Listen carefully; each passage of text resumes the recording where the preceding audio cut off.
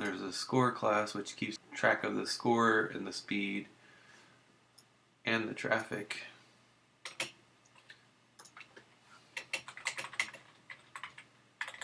Fix the comment there. And it actually stores your high speed and your top speed in two separate text files. It would be pretty easy for even a very novice person to hack those files and just fake their high score and top speed. I use this Kelvinized font that I found on the internet, and then I set the color to that pretty yellow. So when we're setting up, we read in the high score and the top speed from those files. And then there's a write function as well to write out the top speed and high score to the files. So the add function adds points to the score. It no longer just adds one. So it takes the speed that the driver is moving at. As long as the speed's greater than 70, then the score is increased, and it's basically increased by the difference in speed between the driver and 70 miles an hour. So if you're going 100, you get 30 points.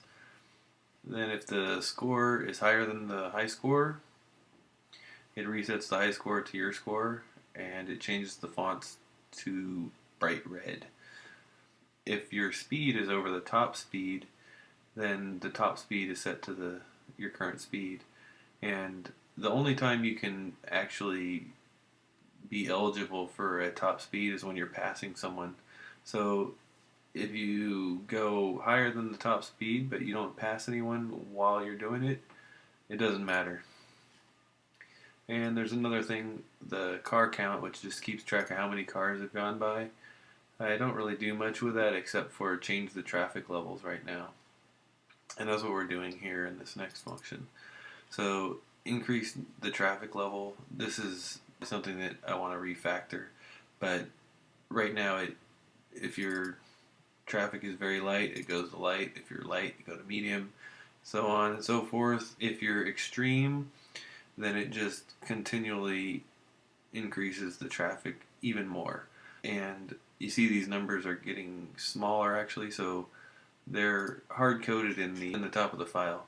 And the higher the number, the less likely cars are to spawn, and I'll show you the math of how that works next. So once you get past extreme in the current code, it just keeps chunking down by 10%, so it goes to like 900 and then 810 and then 720 something. So the other interesting piece of code is when we spawn obstacles. What we do is first we set obstacle to false in case we don't spawn one.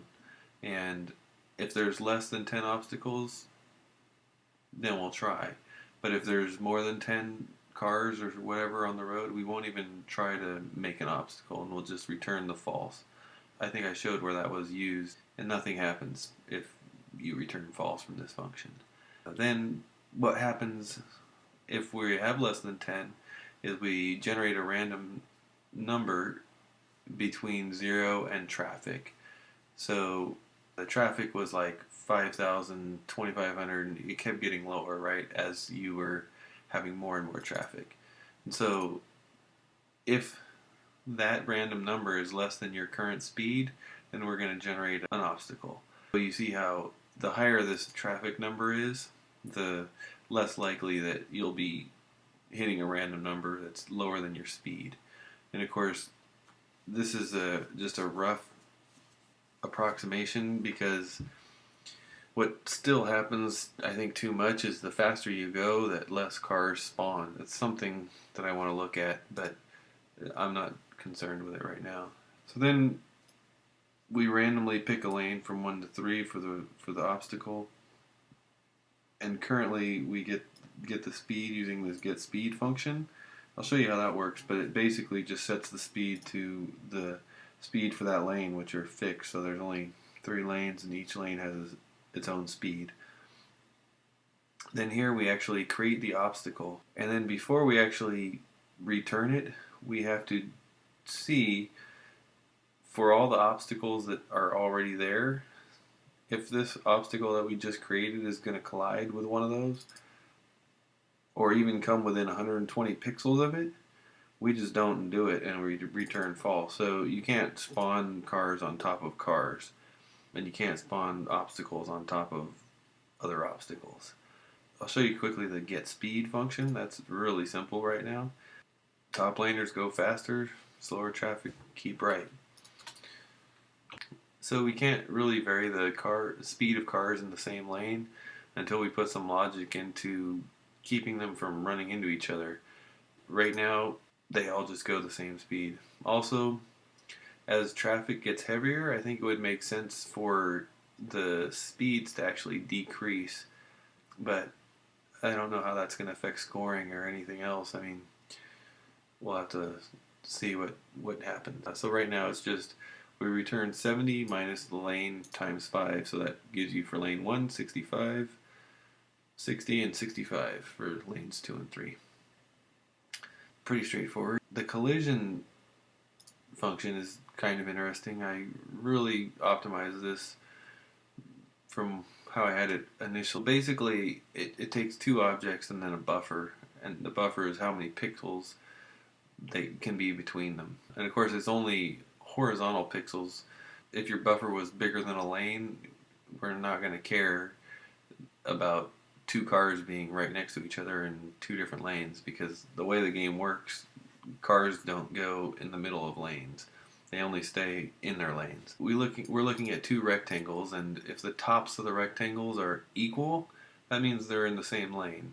We look at the first object's left side, and if that's less than the second object's left side, that means that it's somewhere to the left of that object.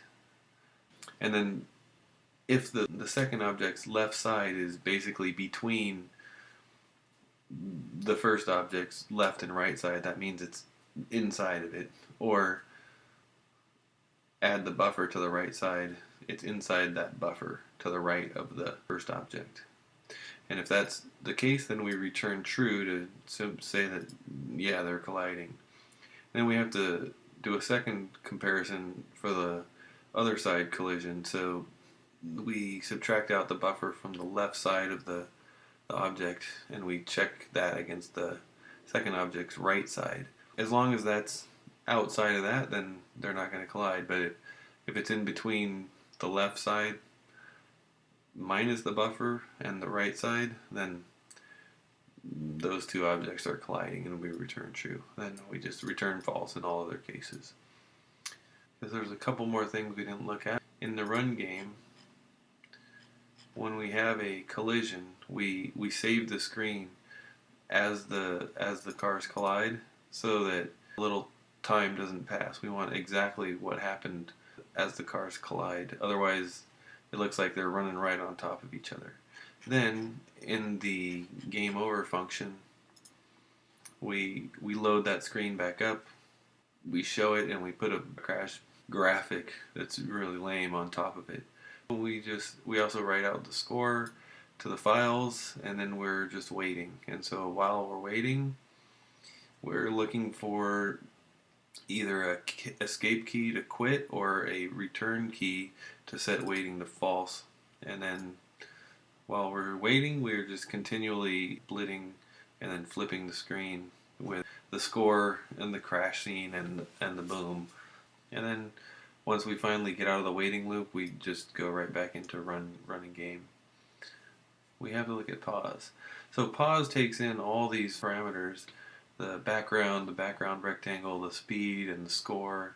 It sets its own font color, which is a slightly less horrible red. It uses a larger font that's about 30 pixels high. It renders the word paused roughly in the middle of the screen, and it also shows the background and then the paused on top of that. So it basically covers up the screen so you can't actually see where your car is and where the obstacles are. Otherwise, people could pause and sort of cheat to sort of plan ahead. And of course, it'll just stay paused until you press P or return. And it just continually flips the screen until you're out of that loop. And that is the entirety of the code.